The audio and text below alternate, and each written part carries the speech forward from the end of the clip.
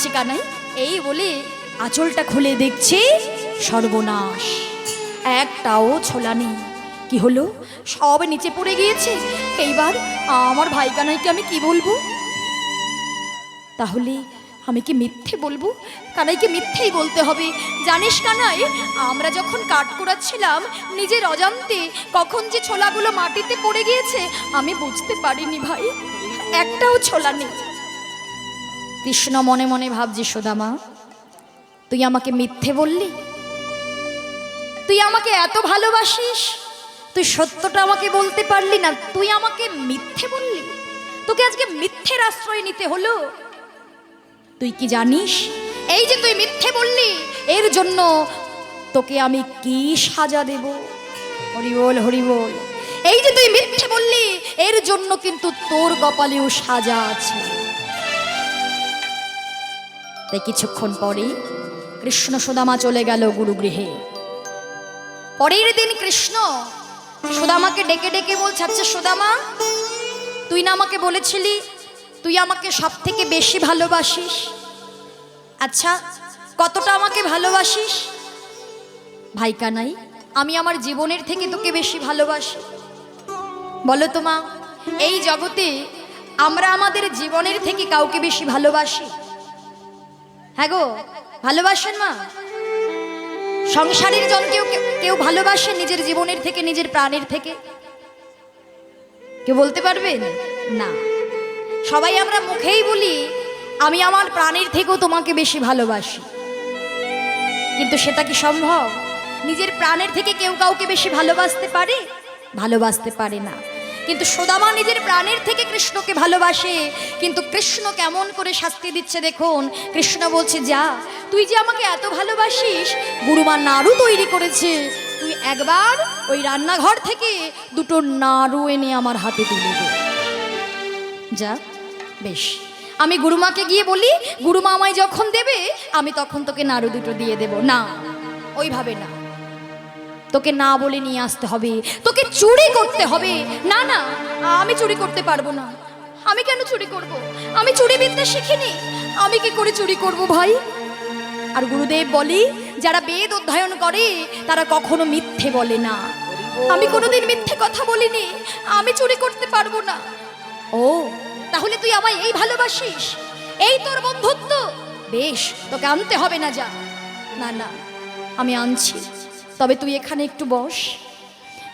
এখানে বসে যদি গুরুমা আসে আমাকে একটু সাবধান করে দিস, কেমন?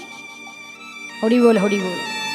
কিন্তু মা, ভগবানের এমন লীলা, যেই সুদামা গিয়ে দুটো নাড়ু তুলেছে, চিৎকার করে কৃষ্ণ বলে উঠলেন, গুরুমা, ও গুরুমা, একবারে দেখে যাও, শীঘ্র করে দেখে যাও। তুমি প্রত্যেক দিন বলো আমি নাকি নাড়ু চুরি করি, আজকে দেখে যাও তোমার ঘর থেকে কে প্রত্যেক দিন নাড়ু চুরি করে, কে হলো চোর। যেই বলেছি, সুদামা ঠক ঠক ঠক ঠক করে কাঁপতে কাঁপতে বাহিরে এসেছে। কাঁপতে কাঁপতে বাহিরে এসে কৃষ্ণকে বলছে, কৃষ্ণ, কানহাই, আমি তো তোকে বলেছিলাম আমি চুরি বিদ্যা জানি না, আমি চুরি বিদ্যা শিখিনি, তবুও তুই আমায় গুরুমার সামনে অপরাধী করে দিলি, চোর অপবাদ দিলি। বেশ, আমার মা বলে তুই নাকি ভগবান, তোর কাছে যে যা চায় তুই নাকি দুহাত ভরি তাকে সেটাই দান করিস। আজ আমি তোকে গুরুপাঠে কথা দিলাম, আজ থেকে আমার জীবনে যত অন্ধকার আসুক না কেন, আমার জীবনে যত দুঃখ আসুক না কেন, কষ্ট আসুক না কেন, আমি যদি দারিদ্রতার অন্ধকারে ডুবে মরেও যাই, আমি কোনোদিনও তোর কাছে কিছু চাইব না। হরি বল, হরি বল। কৃষ্ণ বললেন, বেশ, তুইও আমার কাছে যতদিনে না চাইবি আমিও তোকে কোনোদিনও ততদিন পর্যন্ত কিছুই দেব না। নিতাই গৌর হরি হরি। তাহলে এই প্রতিজ্ঞা হয়ে গেল। কিছুদিন পরে গুরুদেব বললেন, তোমাদের শিক্ষা সম্পূর্ণ হয়েছে। কৃষ্ণের শিক্ষা সম্পূর্ণ হলো। তিনি 64টি বিষয়ে পারদর্শী হয়েছিলেন বাবা, 64টি বিষয়ে অধ্যয়ন করেছিলেন, 64 বিষয়ে MA করেছিলেন। তাহলে ভগবানের সঙ্গে আমাদের তুলনা হবে? কি গো মা, হবে? শুধু ওই ভগবানের প্রেম লীলা নিয়ে বললে হবে না, ভগবানের যা যা গুণ ছিল তোমাকে সেগুলো, সেই গুণ সম্পূর্ণ হতে হবে, তবেই তুমি ভগবানকে নিয়ে বলতে পারবে, তাই না? ভগবান একটি আঙুলে গিরি গোবর্ধন পর্বত ধারণ করেছিল, আমাদের ক্ষমতা আছে? একটি ইটও আমরা একটি আঙুলে ধারণ করতে পারবো? 64টি বিষয়ে MA করেছিলেন, সেটা কি আমরা পারবো? একটা দুটো বিষয় MA করতে আমাদের জীবন চলে যায়, 4টি বিষয়ে কেউ করতে পারি না, সেখানে 64টি বিষয়। চিন্তা করে দেখো ভগবানের কত গুণ। এর জন্যই তো ষড়ৈশ্বর্যপূর্ণ ভগবান লীলা করেছেন, শ্রেষ্ঠ লীলা, রাজনীতি করেছেন শ্রেষ্ঠ রাজনীতি, যখন অধ্যয়ন করেছে তখন শ্রেষ্ঠ পড়াশোনা ভগবান করেছে। তাই চলে গেলেন সবাই, সুদামা চলে গেলেন, কৃষ্ণ বৃন্দাবনে গেলেন না, দ্বারকায় গিয়ে দ্বারকার রাজ্য সংস্থাপন করে রুক্মিণী সত্যভামাকে বিবাহ করলেন, বিবাহ করে রাজ সিংহাসনে বসলেন। আর সুদামার বাবাও সুদামাকে বিবাহ দিলেন, আর সবাইকে গর্ব করে বলে ওঠে, দেখো আমার সন্তানের মতো কেউ আছে গো? কেউ নেই। তাই সুদামারও বিবাহ হলো, কিন্তু কৃষ্ণ মনে মনে চিন্তা করছে, তাই তো সুদামা আমার কাছে কোনোদিনও দুহাত ভরে কিছু চাইলো না, আর আমিও তাকে কথা দিয়েছিলাম, দেখি সুদামা কতটা কষ্ট সহ্য করতে পারে, কত দুঃখ পেতে পারে, কত কষ্ট পেতে পারে, কতদিন আমার কাছে না চেয়ে থাকতে পারে। হরি বল। তাই এক এক করে পরীক্ষা শুরু হলো। যখন সুদামার বিবাহ হলো, সন্তান হলো, দেখা গেল একদিন তার মাতা পিতা চলে গেল। তার চলে কি করে না, চলে গ্রামে কতজন শিশুকে শিক্ষা দেয়, সেই কড়ি পায়, ওটা দিয়ে তার দিন চলে। কিছুদিন পরে সেই পাঠশালাও বন্ধ হয়ে গেল। সম্পদ যা ছিল, পিতৃ সম্পদ সব শেষ হয়ে গেল। সুদামার কাঁধে এলো ভিক্ষার ঝোলা, আর সুদামা তার স্ত্রী আর সন্তানকে নিয়ে সার করলো ওই গাছতলায়। কোনোদিন ভিক্ষা পায়, কোনোদিন ভিক্ষা পায় না, কেননা প্রত্যেক দিন গ্রামে যদি এক ভিখারি যায় মা, কেউ তাকে ভিক্ষা দেবে? আমরা দেব? হরি বল। আমরাই কি দেই না? কি গো, দেই না? তা যেদিন পায় তো পায়, সেবা করে, আর যেদিন পায় না তো সেবা করে না। যেদিন পায় না সেদিনকে সেবা করে না, কিন্তু কৃষ্ণ নাম কখনো বন্ধ হয় না। সারাদিন রাত বদনে শুধু কানাই কানাই কৃষ্ণ কৃষ্ণ কৃষ্ণ নাম জপ করে, কেননা কৃষ্ণ ছিল তার অন্তরে। কেননা ভেবে দেখবেন মা, এই জগতে আমরা যত বৃন্দাবন ধামে যাই না কেন, যত নবদ্বীপ ধামে যাই না কেন, ভগবান কোনো ধামে কি বিরাজমান আছে? ভগবান কোথায় থাকেন গো মা? কোথায় থাকে ভগবান? বলুন মা, ভগবান কোথায় থাকে? ও মা, কষ্ট হচ্ছে? মা আমার পাটা মেলে বসেছে, সে তুমি বসো, হ্যাঁ, তোমার কষ্ট হলে তুমি বসতেই পারো। বলুন মা, ভগবান কোথায় থাকে? ভক্তের হৃদয় মন্দিরে, তাই তো? তা ভক্তের হৃদয় মন্দিরে যদি ভগবান থাকে, তুমি কোনোদিন অনুভব করেছো তোমরা? কৃষ্ণ যে আমাদের হৃদয়ে আছে, কোনোদিন অনুভব করেছো? যদি অনুভব করতাম তাহলে তোমরা মায়ার সংসারে থাকতাম না। অনুভব করলে সব কিছু ছেড়ে দিয়ে আমরা অন্যদিকে লক্ষ্য করে ছুটতাম না, আমরা যেতাম ভগবানের চরণ কৃপা পাওয়ার আশায়, সেই লক্ষ্যে, তাই না? কিন্তু সেটা পারিনি। কেন জানো? আমরা প্রত্যেকটা জীব জানি ভগবান হৃদয়ে আছে, কিন্তু আমরা হৃদয়ে ভগবানকে কোনোদিন খুঁজে দেখি। ভগবান এটা জানতেন বাবা, যে আমার এই জীবগণ, আমার এই ভক্তগণ প্রত্যেকটা জায়গা খুঁজে দেখবে, কিন্তু ভক্ত কখনো তার নিজের হৃদয়ে খুঁজে দেখবে না। একটা ছোট্ট দৃষ্টান্ত দিয়ে দেখুন মা, না একজন শেঠজি তার ব্যাগে 5 লক্ষ টাকা নিয়ে শিয়ালদা স্টেশন থেকে একটা টিকিট কেটে দিল্লি যাবার উদ্দেশ্যে রওনা হয়েছে। তা একটি চোর সে সংবাদটা পেয়ে যে শেঠজির ব্যাগে 5 লক্ষ টাকা আছে, ওই সন্ধানটা পেয়ে সে একটা স্টেশন থেকে টিকিট কেটে একেবারে ট্রেনের পাশের সিটে গিয়ে, শেঠজির পাশের সিটে গিয়ে বসেছে। এবার চোরের যেটা স্বভাব, যে কিভাবে টাকাটা চুরি করবে, তাই না? এবার মনে মনে চিন্তা করছে, বেশ দিল্লি তো আর এখানে নয়, শিয়ালদা থেকে দিল্লি কি খুব কাছাকাছি? কাছাকাছি নয়, অনেক দূর। তা চিন্তা করছে সেটি যে কোনো না কোনো সময়ে এই টাকার ব্যাগটা রেখে ওই বাইরে যাবেই, আর যখনই সে যাবে আমি তখন আমার কাজটা আমি সেরে নেব। হরিবোল হরিবোল। কিন্তু মা সেটি যে ওই চোরের মুখটা দেখেই বুঝতে পেরে গিয়েছে যে ওই ব্যাটার স্বভাব মোটেও ভালো নয়। হ্যাঁ, তা এবার সেটি যে কি করেছে, আরো চেপে ধরে সেটাকে নিয়ে বসে আছে, ব্যাগটাকে চেপে ধরে বসে আছে। আর চোরও চিন্তা করছে কখন যে সেটি যে একটু বাইরে যাবে, একটু বাইরে যাবে, কিন্তু বাহিরে তো যাচ্ছে না। এবার প্রায় দেখতে দেখতে দিল্লি কাছাকাছি, চোরটা চিন্তা করছে ও বাপরে বাপ, এই শেঠজি তো আর উঠলো না, আমি এক কাজ করি, আমি একটু বাইরে থেকে ঘুরে আসি, আমার পায়ে অসহ্য যন্ত্রণা, ওহ আমি আর বসতে পারছি না, আমাকে একটু বাইরের দিকে যেতেই হবে। এবার চোরটা গিয়েছে বাইরে, আর শেঠজি সেই সুযোগে তার নিজের ব্যাগ থেকে টাকাগুলো অন্য জায়গায় লুকিয়ে রেখেছে। এবার পুনরায় যখন চোরটা ফিরে এসেছে, শেঠজি বলছে এই যে ভাই, আরে ও ভাই, এই যে বলছি যে তুমি আমার একটু এই ব্যাগটা রাখবে? হ্যাঁ, এই না আমার ব্যাগটা একটু ধরো তো, আমি একটু বাইরে থেকে ঘুরে এসে অনেকক্ষণ তো বসে আছি, আমার হাতে পায়ে বড্ড যন্ত্রণা হচ্ছে, কোমরটা ধরে গিয়েছে, একটু নাও না। বলছে ঠিক আছে, হ্যাঁ হ্যাঁ দিন না।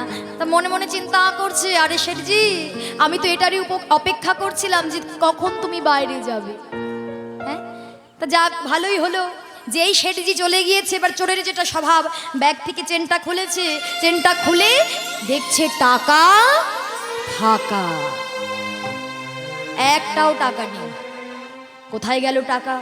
চোর সব জায়গায় খুঁজেছে, কোথাও টাকা পায়নি। এবার সিটের নিচে দেখছে, সিটের ওপরে দেখছে, একেবারে তন্ন তন্ন করে একেবারে চিরুনি তল্লাশি চালিয়েছে, কোথাও খুঁজে পায়নি। শেঠজি যখন পুনরায় আবার গিয়ে আসন গ্রহণ করেছে, চোর বলছে শেঠজি, ও শেঠজি, বলছি কি আমি একটা আপনাকে কথা বলতে চাই। কি কথা বলো ভাই? বলছি যে শেঠজি, আমি জানি এই কথাটা শোনার পরে আমি আর হয়তো এখানে থাকবো না, আপনি কোনো একটা ব্যবস্থা নেবেন, কিন্তু তবুও আমি বলতে বাধ্য হচ্ছি শেঠজি, আমি না মোটেও ভালো মানুষ নই, আমার স্বভাব মোটেও ভালো নয়। আমার কাছে আজকে সংবাদ ছিল, সন্ধান ছিল যে আপনার ব্যাগে আপনি 5 লক্ষ টাকা নিয়ে আপনি দিল্লি যাচ্ছেন, আর আমি সেটা শুনেই ওই টাকাটাকে চুরি করব বলে এসেছিলাম। কিন্তু যখন আপনার ব্যাগটা আমি খুলে দেখলাম 1 টাকাও নেই। তাহলে বলুন না শেঠজি, আপনি আমাকে বলুন, আমি যে জানতে পারবো এরপরে কিন্তু আমি আর সেই টাকায় হাত দেবো না, কেননা সেটা আমি চুরি করতে পারিনি।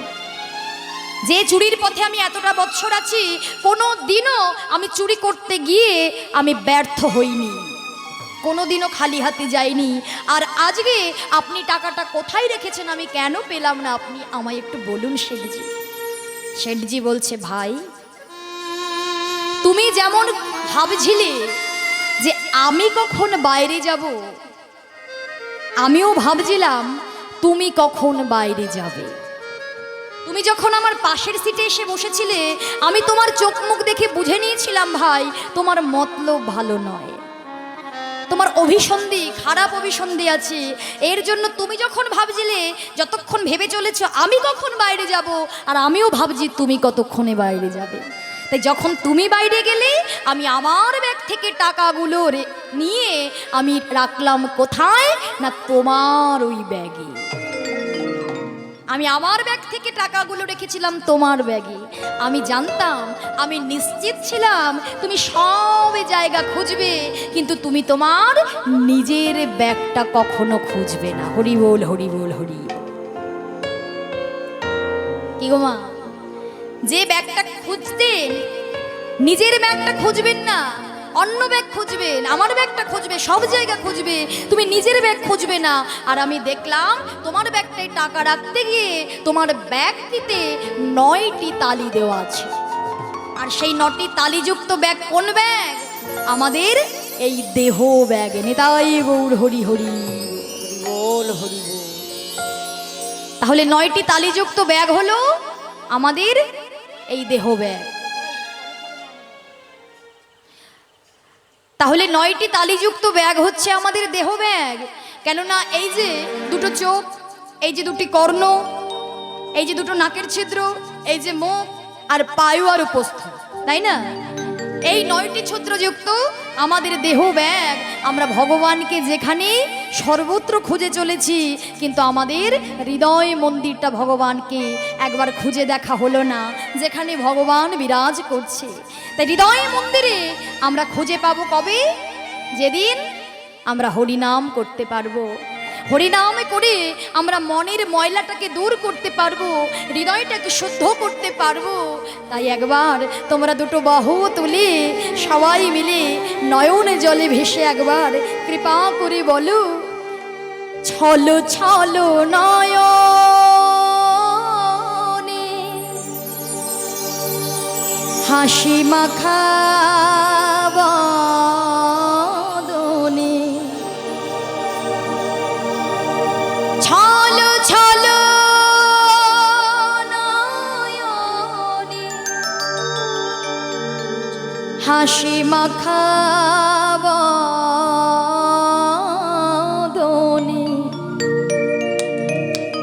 আনন্দ কাননে মন ভ্রমিয় নিবাস। সবাই একটু দুটো বাহু তুলে সবাই বলো, হরি বলো হরি বলো মনে রে আমার, হরি বলো মনে রে আমার। ছলো ছলো নয়নে হাসি মাখা বদনে, ছলো ছলো নয়নে হাসি মাখা বদনে, আনন্দ কারণে মন হয় অনিবার। হরি বলো মনে রে আমার, হরি বলো মনে রে আমার। নিতাই গৌর হরি হরি বল।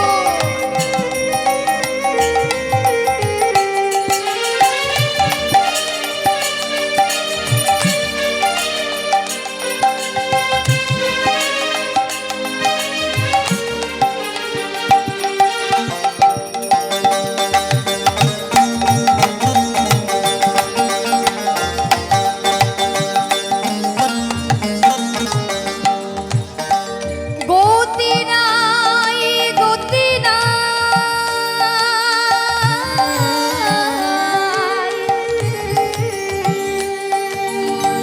গতি নাই গতি নাই এই হরি নাম ছাড়া, বদন ভরিয়া গাও হয়ে আত্মহারা। হরি হরি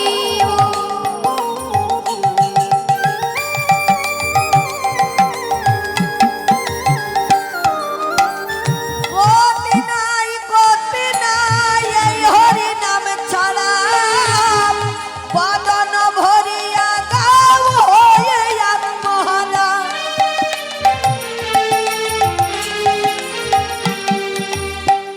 ওই দেখো শ্মশানে দিবারাত্রে দিনে, ওই দেখো শ্মশানে দিবারাত্র দিনে, ওই দেখো শ্মশানে দিবারাত্রে দিনে, ওই দেখো শ্মশানে দিবারাত্র দিনে। উড়িতেছে কত মানুষ কত অহংকার। একটু হাত দুটো তুলে মা করো তালি দিয়ে সবাই বলো, হরি বলো মনে রে আমার, হরি বলো মনে রে আমার। আরে ছলো ছলো নয়নে হাসি মাখা বদনে, আরে চলো চলো নয়নে হাসি মাখা বদনে, আনন্দ কাননে মন ভ্রমিয় নিবাস। হরি বলো মনে রে আমার, হরি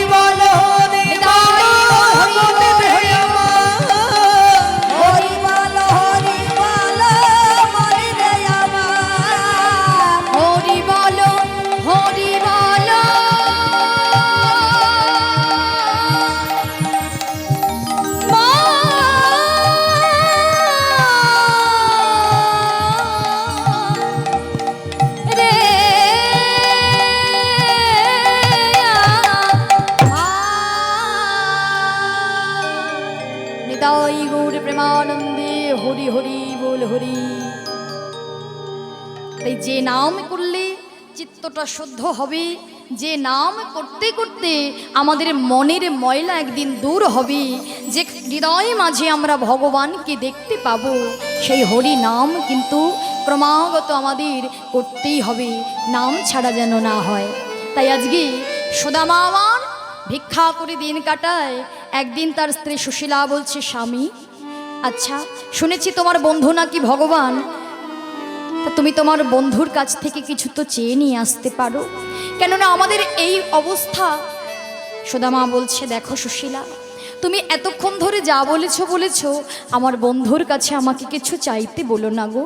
আমি তাকে গুরুপাঠে কথা দিয়েছিলাম, আমি কোনোদিনও তার কাছে কিছু চাইবো না। বেশ, তোমায় কিছু চাইতে হবে না, যাকে তুমি এত ভালোবাসো, সারাটা দিন রাত শুধু তার নাম বদনি বলো, তুমি কি তাকে একবার দেখতেও যেতে পারো না? তোমার কি একবারও মন চায় না তাকে দেখার জন্য? হরি বল হরি বল। বলছে, বেশ, আমার তো দেখতে যেতে ইচ্ছে হয়, কার মন চায় না তার বন্ধুকে দেখবি, কিন্তু দেখতে যাব কি নিয়ে? আমি যে এত বছর পরে তাকে দেখতে যাব, তার জন্য তো কিছু নিয়ে যেতে হবে, তাই না? হরি বল হরি বল। কেননা বন্ধুর বাড়িতে কি কেউ খালি হাতে যায় মা? বন্ধুর বাড়িতে গেলে কখনো খালি হাতে যেতে নেই। তাই বলছে, শোনো, কিন্তু আমি তাকে কি দেব, আমার কাছে কিছুই নেই। সুদামার স্ত্রী বললেন, স্বামী, সুদামার স্ত্রী বললেন, স্বামী আচ্ছা আমি যদি কোনো ব্যবস্থা করে দিতে পারি তাহলে তাহলে কি তুমি যাবে? তুমি কি ব্যবস্থা করবে? কেননা এই গ্রামে গ্রামে ভিক্ষা করি আমি, আমাকে একদিন ভিক্ষা দেয়, আরেকদিন তো ভিক্ষা দেয় না। ঠিক আছে স্বামী, তোমাকে ভাবতে হবে না, আজকে আমি যাব, আমি গিয়ে দেখব আমি কিছু পাই কি না, যদি আমি পেয়ে থাকি আমি সেটাই তোমার হাতে তুলে দেব। তাই সুদামার স্ত্রী কি করলেন মা, সে এত বড় রাজকন্যা, রাজ পরিবারের কন্যা হয়েও ভিক্ষার ঝুলিয়ে নিয়ে গোবিন্দের সেবা দেবে বলে আজকে নগরবাসীর দ্বারে দ্বারে গিয়ে কেঁদে কেঁদে বললেন, আমায় ভিক্ষা দাও হে নগরবাসী,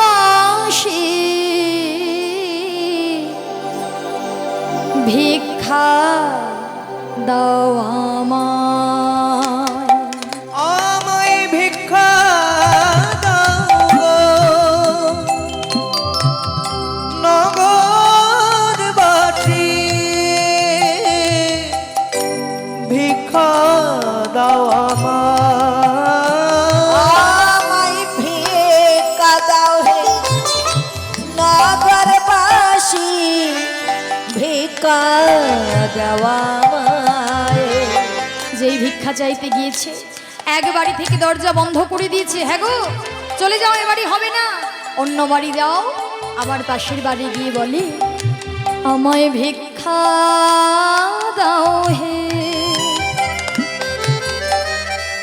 ওহে নগরবাসী, ভিক্ষা দাও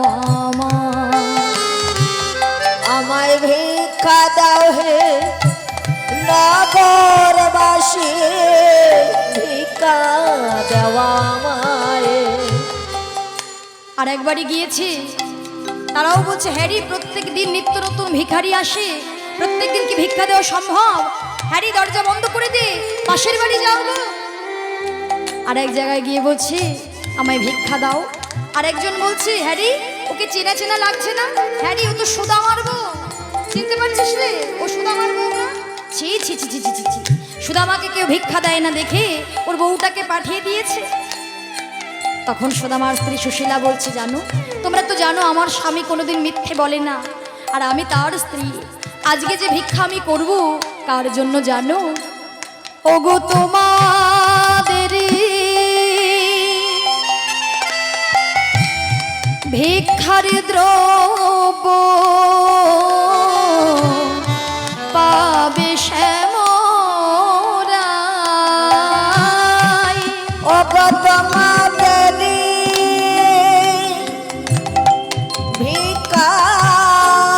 ভিক্ষার দ্রব্য পাবে শ্যামরা ওগো তোমাদেরই ভিক্ষার দ্রব্য।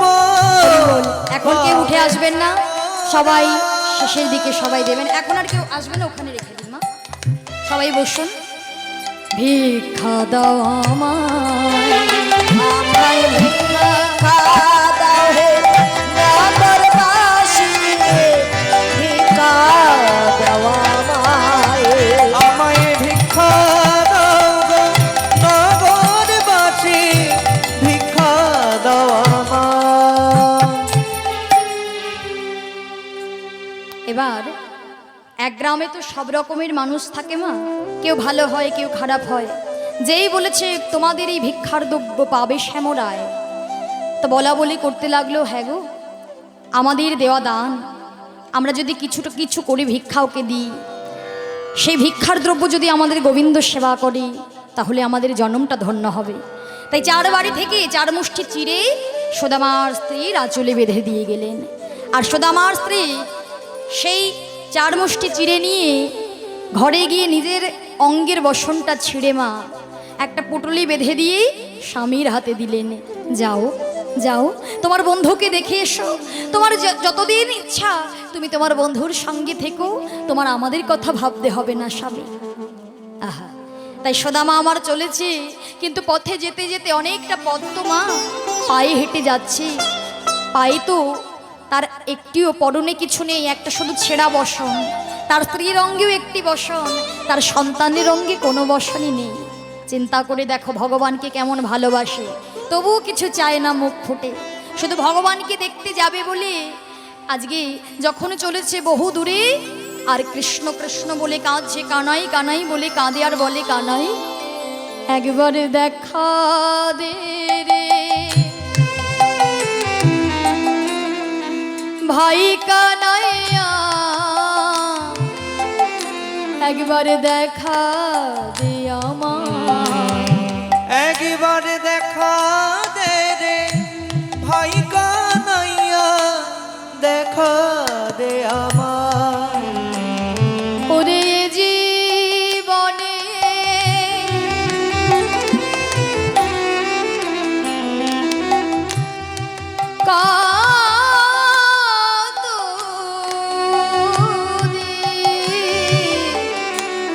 দেখিনি তোমায়, এ জীবনে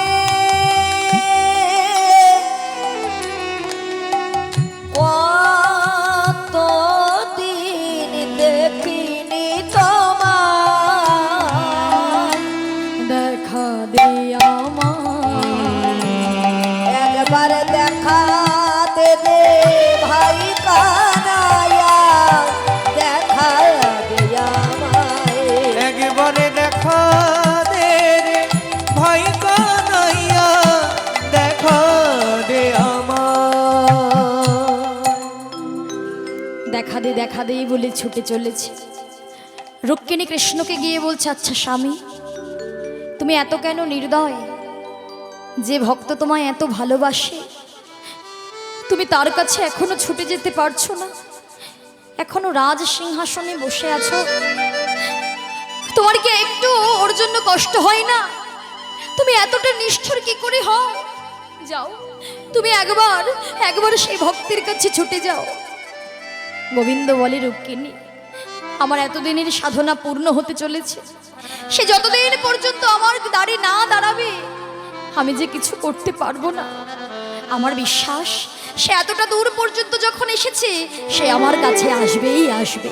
হরিবল হরিবল। তাই এমন ভাবে কৃষ্ণ কৃষ্ণ বলে কাঁদতে কাঁদতে দ্বারকায় এসে দেখলেন বিশাল বড় রাজপ্রাসাদ। আর বিশাল বড় রাজপ্রাসাদ দেখে সুদামা আমার চিন্তা করছে, তাই তো এত বড় রাজ্যের রাজা আমার ভাই কানাই, আচ্ছা আমার ভাই কানাই আমায় চিনতে পারবে তো? কি গো মা,